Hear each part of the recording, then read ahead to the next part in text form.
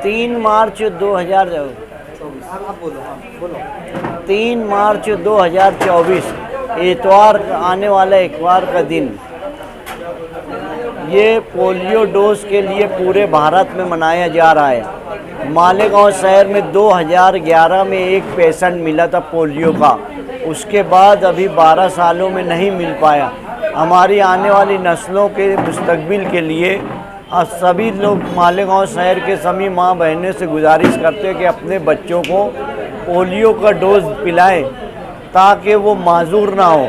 जिस घर में भी माजूर लोग होते हैं उनको कितनी तकलीफ़ होती है वो आप समझ लें, और बीमारी को रोकना है।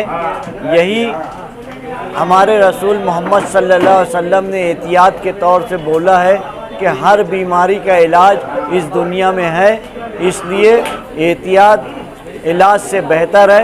मेरी गुजारिश यही है, सभी लोग अपने अपने बच्चों को, अपने घर में कोई मेहमान भी आए तो उनके बच्चों को भी इतवार के दिन को 3 मार्च को पोलियो डोज पिलाएं।